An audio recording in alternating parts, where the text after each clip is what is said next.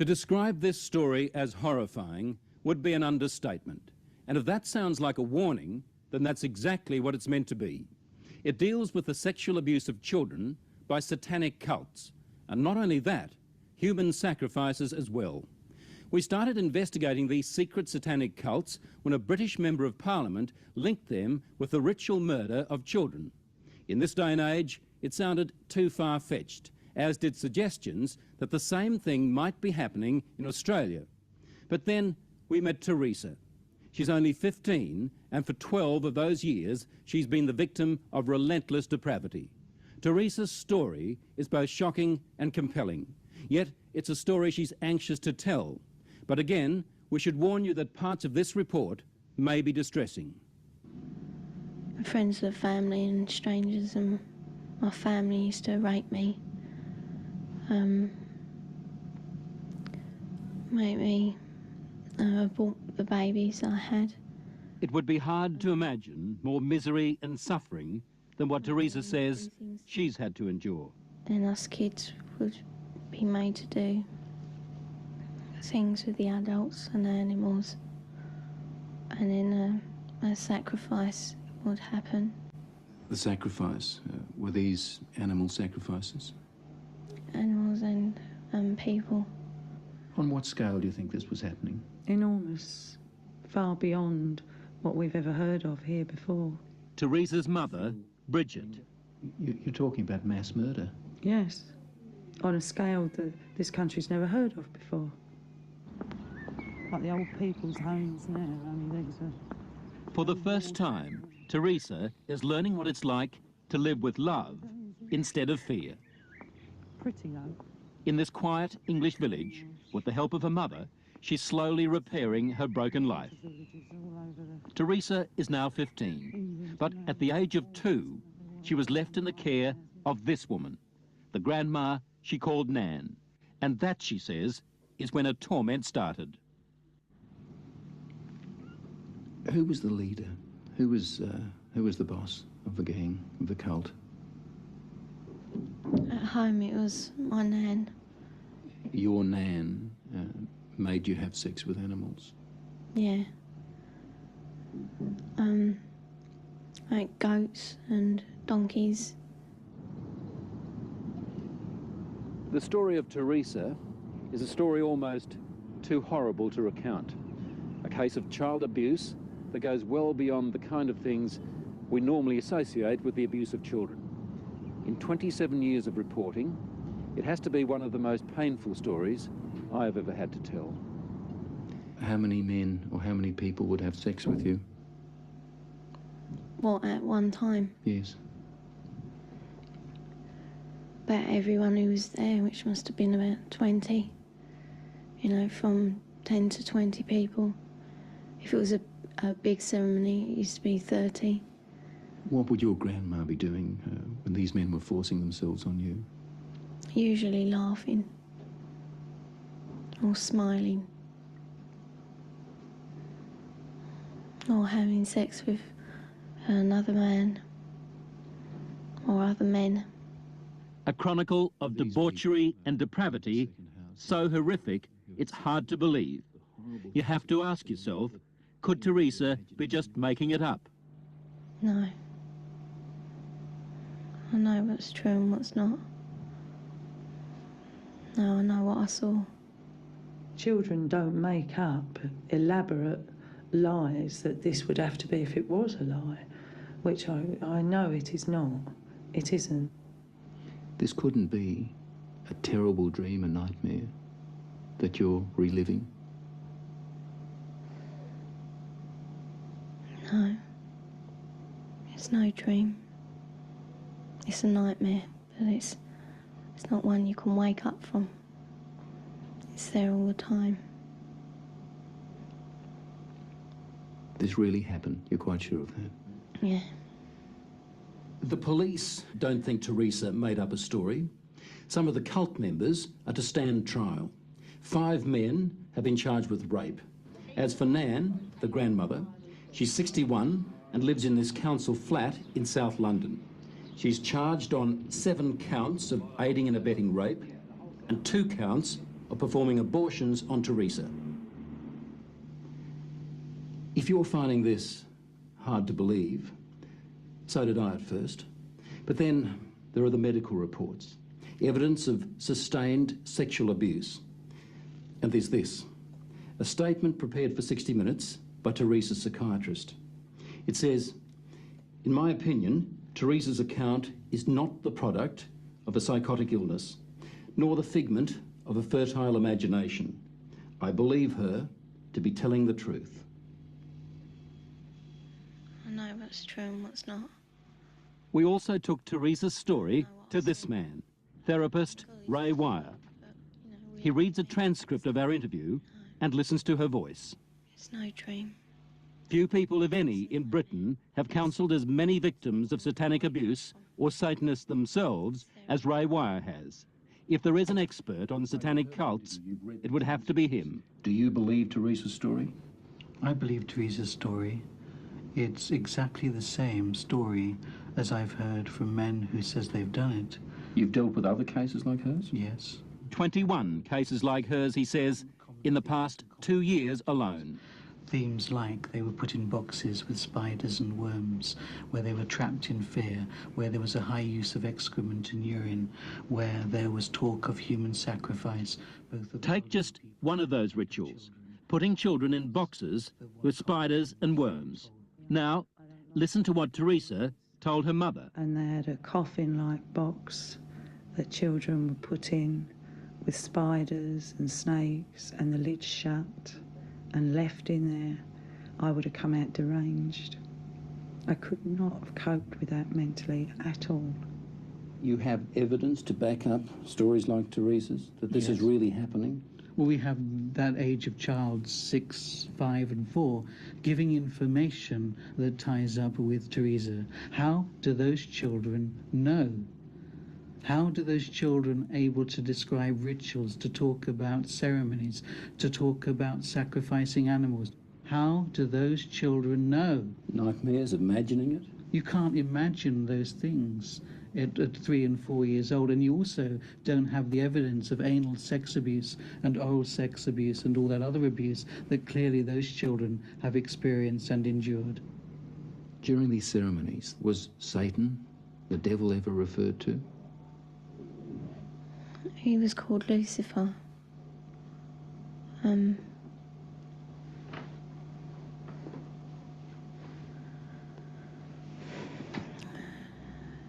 What did they say about the devil, about Lucifer? That killing the people made him happy. Sacrifices to please the devil. To talk about. According to Teresa, the worst rituals took place at a house somewhere in the country. It was big, you know, expensive. From the front, it looked like a castle.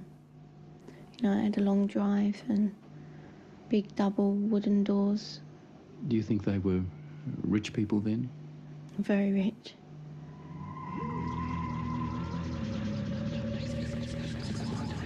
Now, where was this big house somewhere in the country? Teresa says she can't take the police there because the Satanists made sure she'd never know how to find it.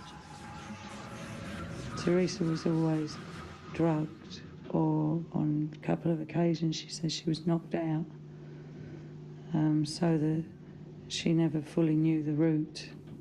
There was a tramp who was brought in once, you know, and he was killed. He was cut from his throat down to his stomach, and they ate him, or bits of him. They killed a man at a ceremony? Yeah. In front of you?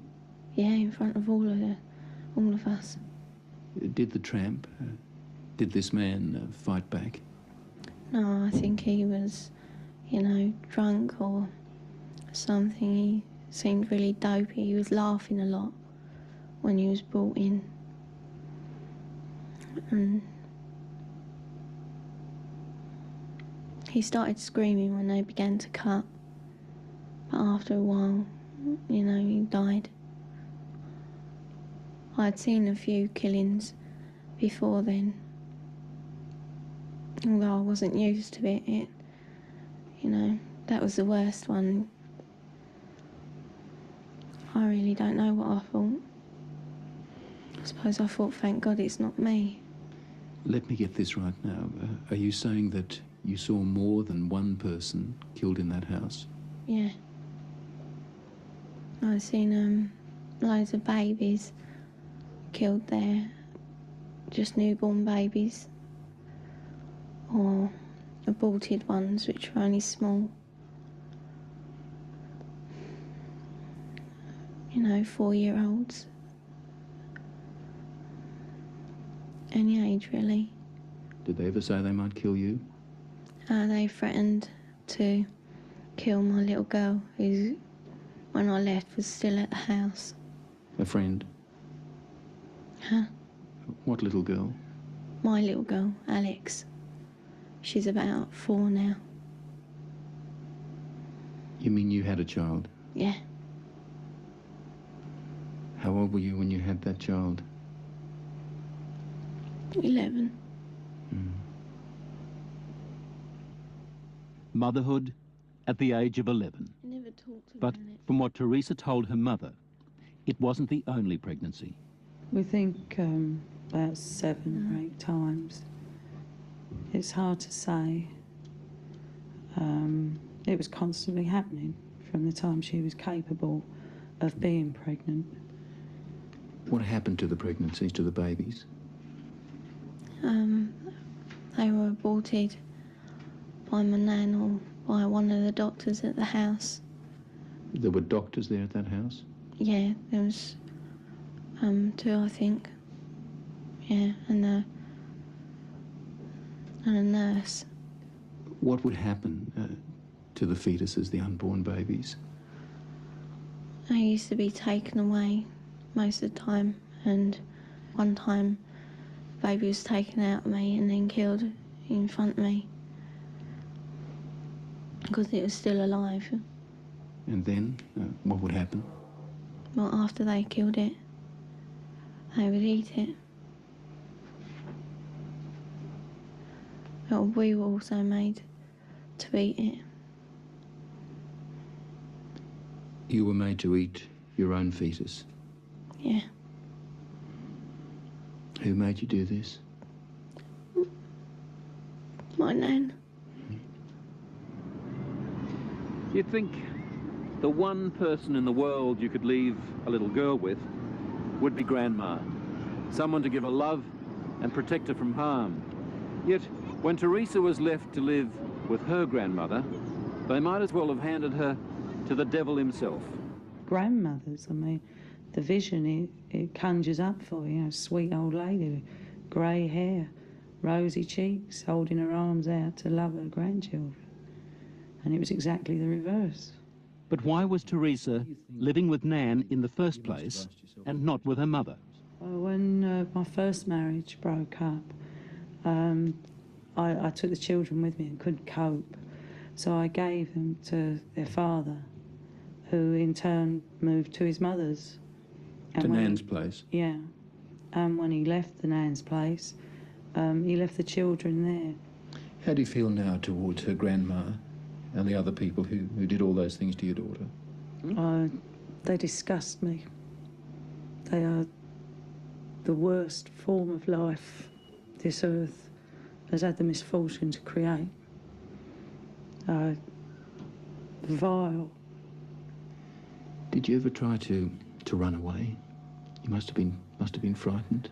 A couple of times I did, but my uncle, he caught me and brought me back. Going to the police? Did that occur to you? No. I thought it was normal, you know, even though I didn't like it. You know, I mean, you don't like to eat greens, but you know, somehow, you know, I thought it was just her being called to be kind or something like that. She said to me it was something that everybody did, she thought, you know, like you don't like going to school or the dentist, you don't like going to the black masses. It was never any different. I didn't have nothing to compare it to. All part of life, Teresa thought. Even a miscarriage one day at school. Yeah, I asked the teacher if I could go to the toilet, and she allowed me out. I went into the toilet and the baby was in my knickers. I thought it was dead, but it wasn't. It was still moving. And yet no one at school knew? No, Saw anything? no. Or if they did, they didn't say. No, she was treated for a high temperature, fever, nothing more. What did she do with the baby? She kept her for a while because she was frightened that they'd use the child as part of the rituals. So she turned the pencil case into a little coffin. Apparently she put roses in to make her smell sweet, put a letter with her, pictures of herself and her brother, a picture of me. And then I put it down the chute because I didn't want my nan to get it. As we said earlier, the police have already charged some members of the cult, and we know they're also investigating Teresa's accounts of those ritual killings. If there were as many as she told us, then the Satanists had a problem. How did they get rid of the bodies? They had a tub, pretty big, I don't know. A very big tub, and they used to put the bodies and bones in there. And it used to go like, fizzy and that. And then there was nothing left. Or there didn't seem to be, but when they cleared it out, there used to be a sludge at the bottom. Teresa's story, her account, doesn't really surprise you. It doesn't surprise me in the light of satanic abuse, no.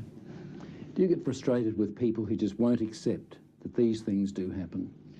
Yes, because I've worked with murderers in prisons for years. Not that long ago, a boy was found in a forest in southern England without a head. We have no doubts that men can do that. And yet when we start talking about men within Satanism who actually believe in evil and it's the right to express evil, we suddenly have a doubt. As I was leaving Teresa's place, she handed me this note. It's addressed to the film crew. She says, "Thanks for bothering to help kids like me. I hope it helps." On the other side, there's a poem Teresa made up while she was staying at Nan's place. She calls it Nothing Left. Nothing left. I would scream, but there is no voice left. I would cry, but there are no tears left. I'd fight, but there is no strength left. That was just part of our investigation of Satanism in Britain. We're also gathering evidence about the activities of such cults here in Australia.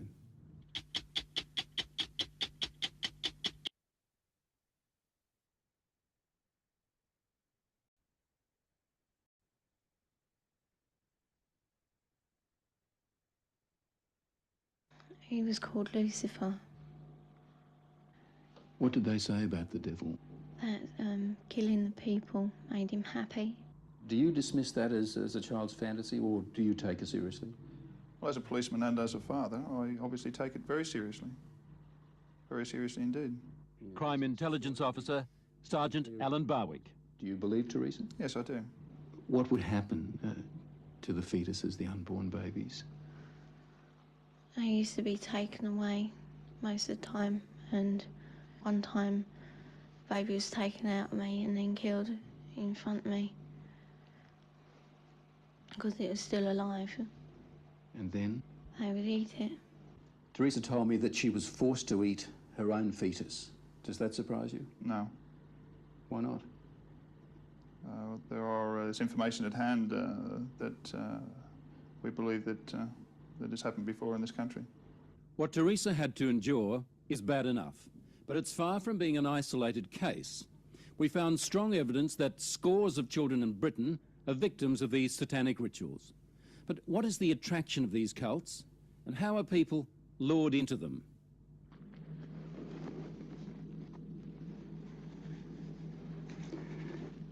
In nomine Dei nostri Satanis Luciferi Excelsis. In the name of Satan, the ruler of the earth, the king of the world, I command the forces of darkness to bestow their infernal power upon me. David Austin is rare among Satanists. He will actually talk about some of their ceremonies. He denies taking part in child abuse himself, but he's sure some others do. There are people that are using the occult, are claiming to be Satanists, and that they are abusing children. We know it. No sex with children in his cult, says David Austin, but he confirms that sex is a part of some of their ceremonies. Some of our rites are sexually orientated, and again, we have to take into the fact that we do take, in some rites, a bisexual approach to some of our actions. I also witnessed a 9-day-old baby being slaughtered for human sacrifice. Audrey Harper. She spent 5 years in a satanic cult before she escaped. Why did they kill that baby? Why sacrifice a child? Satan likes pure sacrifice, and human sacrifice is better than animal sacrifice, so they are pleasing the master.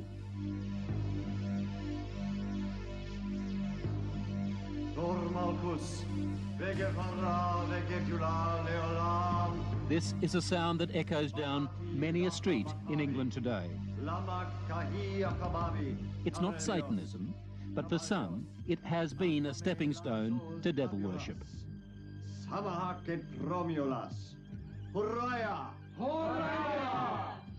Witchcraft, the so-called harmless end of the occult. Nigel Bourne is the high priest, and Zeldy Bate, the high priestess. They play out their pagan rituals in gatherings they call covens. O thou circle, be thou a meeting place of love and joy and truth, a rampart of protection for all those who stand herein. Wherefore I do bless thee, and I do consecrate thee, in the most holy and potent names. You're a witch. I am. Zeldy and Nigel worship nature and the changing of the seasons. Now is the moment of the spring equinox, when day and night are equal. Nothing to do, they say, with Satan. It's a common belief that witches worship Satan, but we can't worship Satan because we don't even acknowledge his existence. Is witchcraft harmless? No. But then no religion is harmless. You're saying it can be harmful? Yes, can be dangerous? Of course it can. Anything that is taken to extremes can be dangerous. We as a coven were looking for more, really, more kicks. David Stillwell. He started off in witchcraft. He finished up in something very different. Collectively as a group, we decided to explore Satanism. Now, you were looking for more kicks. What did you end up doing? Animal sacrifice. Sacrificing animals, birds and rabbits and pigeons, doves, things like that. O thou incense, be thou a fit and sweet-smelling Getting sacrifice. bored with rituals like this turned David Stillwell and his coven away from worshipping Mother Nature to worshipping the devil. He was heading towards the kind of depravity that we heard Teresa describe. Could you look up ahead and think to yourself, well, the next sacrifice might be a child? Yeah, it's always something that's at the back of your mind. While I was in this coven, we met people of other covens that purported to have taken part in child sacrifice. They used to burn witches in this country, and there are moves afoot in the British Parliament to have the worst forms of witchcraft outlawed again, especially the Satanists. But that's not so easily done. Witchcraft is just another religion here, and banning it opens the whole question of freedom of religion. Meanwhile, the signs are that Satanism is spreading its evil at an alarming rate. We've got to be aware of it. We don't know how big it is, but we've got to take it seriously. Ray Wire, the therapist we took Teresa's story to. Her case is bad enough, he says, but in sheer numbers, not the worst. A father had 10 children. He ritually sexually abused them in every way possible. Those 10 children were eventually taken into care. Those 10 children became adults, and between them, they had 23 children. Subsequently, the grandfather, those 10 adults and now the 23 children were all involved in ritual abuse, and grandfather and those 10 adults sexually abused those children in every way possible in a satanic way. I wanted, I suppose, a bit of excitement, something slightly different, something that gave me an experience. Despite the harm suffered by children like Teresa, David Austin still defends Satanism. I don't call it dangerous. I don't say it's dangerous. Yes, it's like anything else. If you've got nitroglycerine in a hot kitchen, it's dangerous. If you start playing football with it, it's dangerous. As the athame is to the male, so the cup is to the female. To Nigel and Zeldy, this is a sacred ritual, a fertility rite. Forth the blessing. Most witches agree sex is an important part of their craft, but say it's only symbolic. Blessed be. Satanists also use sex in their rituals, but it goes far beyond symbolism. Take Audrey Harper's experience. The warlock, the master, just raped me. He's the high priest of the coven. Married to the devil, is that what it meant? That type of thing. Yes, only, you know, there's no ceremony. But the act of unity completes my initiation ceremony. I now belong mind, body and soul to Satan. Married to the devil, a consistent pattern it seems. Audrey when she was 22, Teresa when she was a little girl. They used to marry the kids to Lucifer.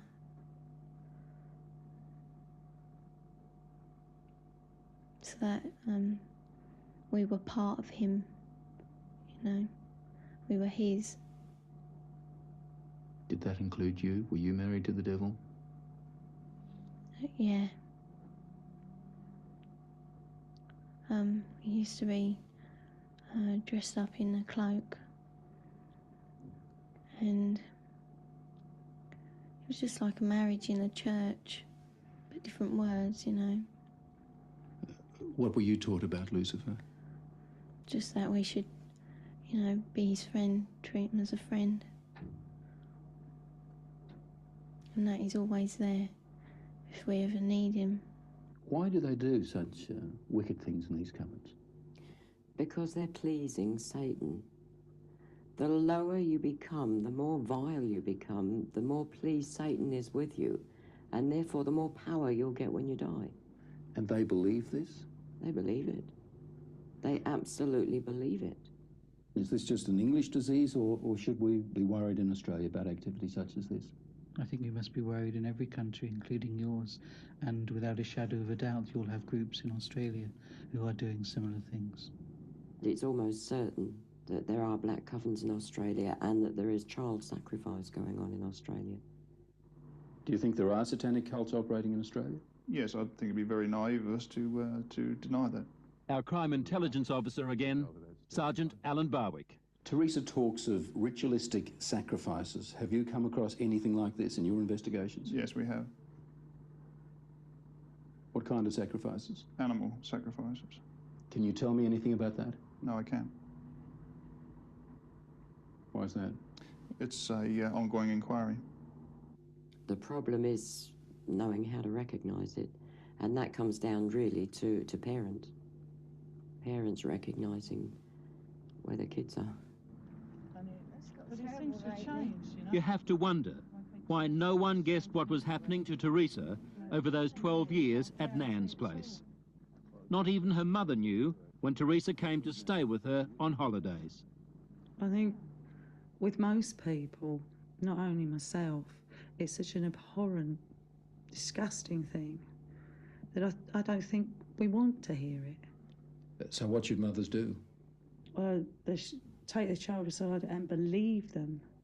Believe them. It's so many times you hear about a child going from one adult to the next in an effort to get somebody to listen. I mean, in Teresa's case, the people she told joined in. And she thought I was going to too. That was a real blow. I cried for weeks over that she would look at me and think that I could do that. What would you hope to do with your life now? What are you looking forward to doing? Just living, being happy. What would you like to do when you leave school? Care for children. Handicapped ones, you know, or abused children like me, maybe. Now, Australian police want your help to compile information on satanic cults, especially cases where children are being abused. Any sort of information at all. Anybody that has some suspicions about a cult working in their particular area, or they know of people who are involved. If there was someone watching this program who is involved in a satanic cult and wants to get out, what would you say to that person? Will come forward. There are many welfare groups around that can assist, and certainly we can point those people in the right direction and certainly offer them protection if it's necessary. In New South Wales, the police hotline number is 02 20966. That's 20966. In other states, you should contact police headquarters in your capital city.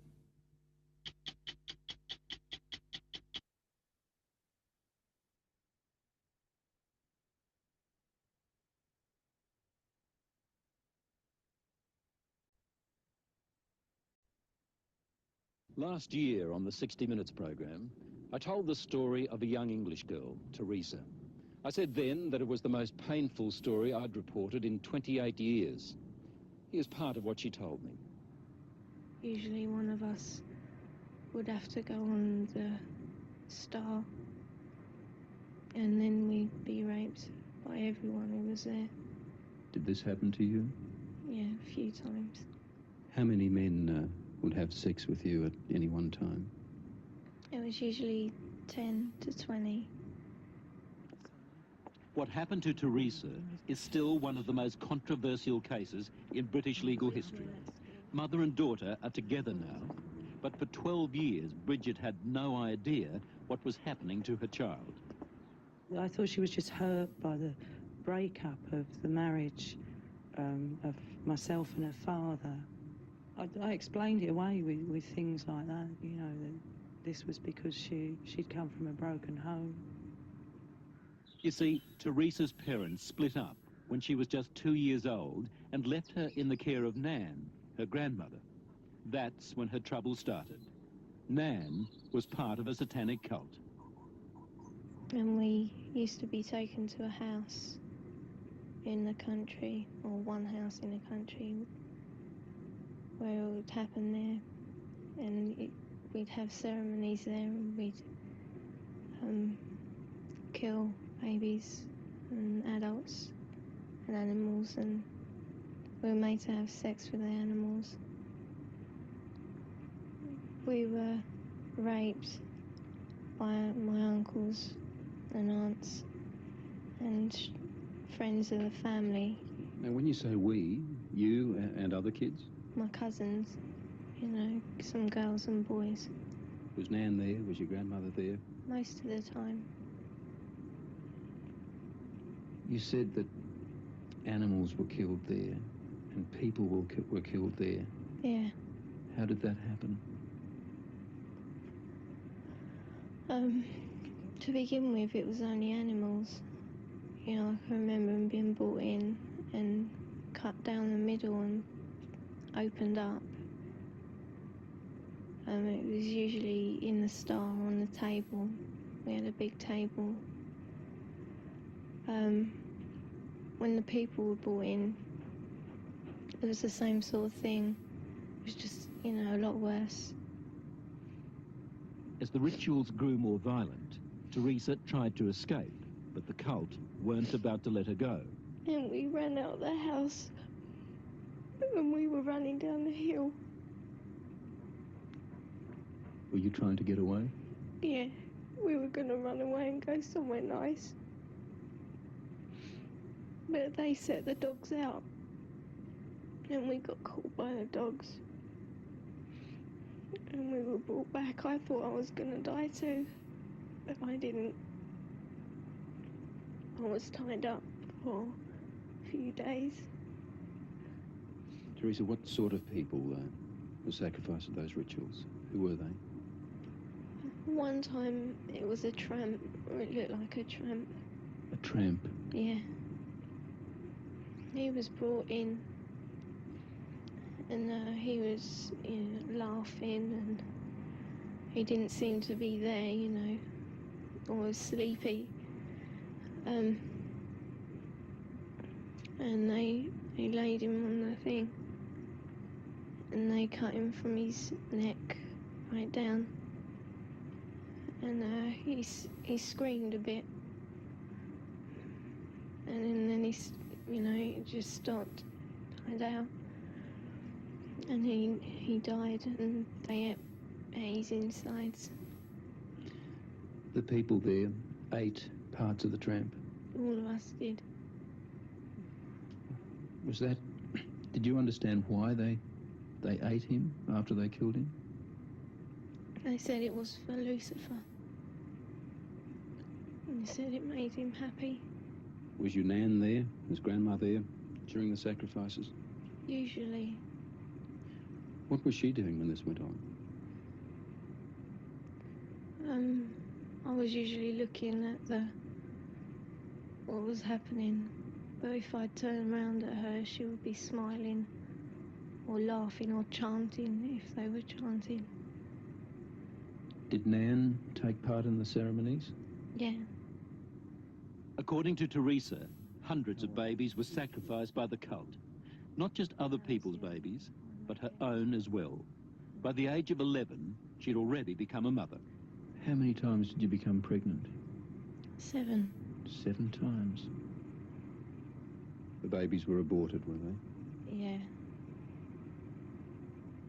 Where were the abortions carried out? My nan's were at the house. Who would perform the abortions? At our house, it was my nan. And at the bigger house, it was the doctors there. Doctors were part of those ceremonies too, were they? Yeah. Would anything else be done with those fetuses? They were eaten. I beg your pardon? They were eaten. We were made to eat them, and everyone would have a piece. Last year on... Okay, so that's part 1, 2, and 3.